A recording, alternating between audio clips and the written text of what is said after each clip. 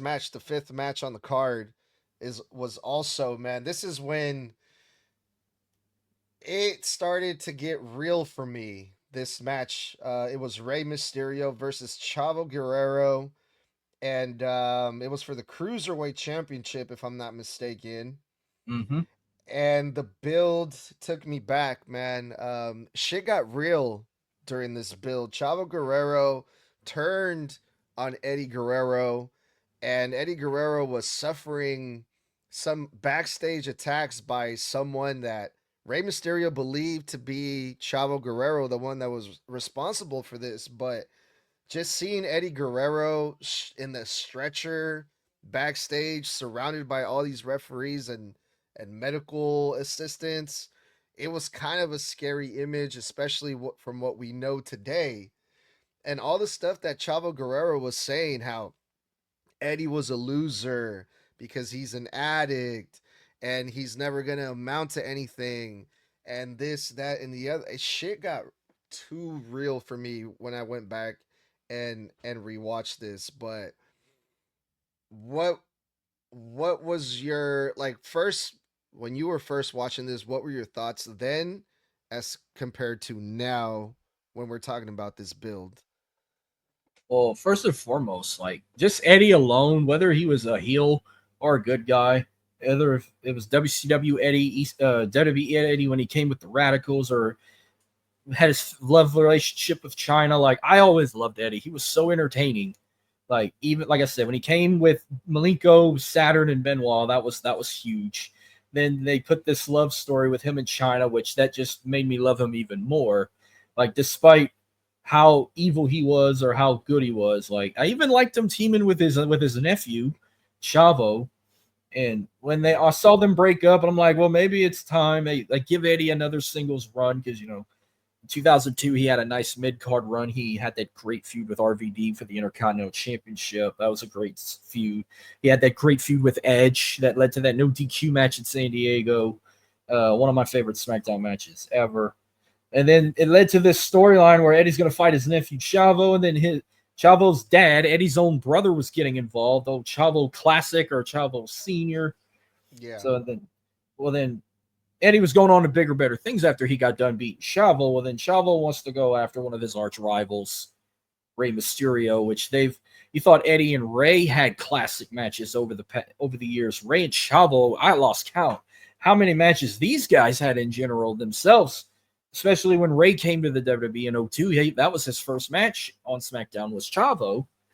And Chavo, it was just jealousy. Like Chavo was getting jealous the fact that Rey was over with the crowd more than him. That he has to wear a mask, even though that's a luchador tradition, and he's jealous that he was on the cover of SmackDown magazine, or he had a song on the shittiest fucking wrestling album ever made, WWE Originals. They used it for the theme song for No Way Out, and I'm like, they could have did better than that. But I mean, it's not a bad song, but it's not a pay-per-view quality song to get you hyped for a pay-per-view. Mm-hmm. And they're trying to make this big. So I didn't know who he was at the time. They bring in Jorge Paez, this boxing legend from Mexico, to be in Rey's corner while Chavo had his daddy in his corner, which Jorge Which I Paez didn't didn't really, do. He didn't do which shit. I didn't really understand that dynamic either, because Jorge Madomel Paz, I watched a lot of his fights growing up. Most of his fights, most of his career, he was the heel. He was the fucking bad guy that no one liked. He was like really I saw fucking this. annoying.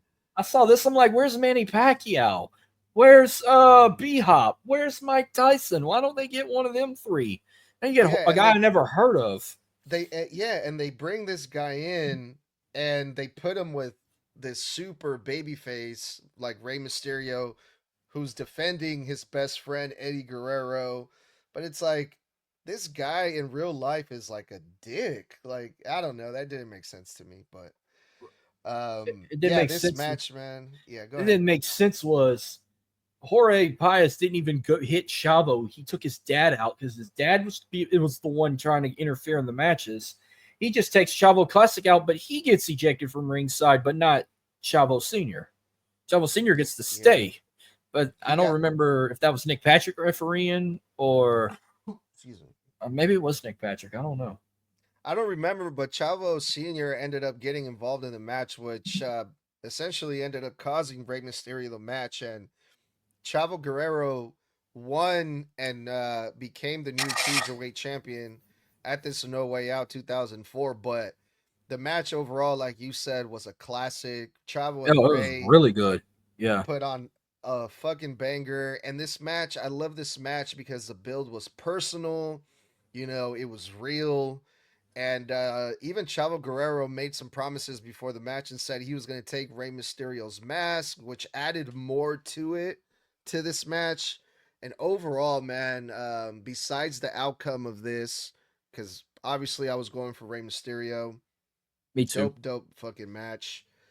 Anything else you want to add about this match between Chavo and Ray?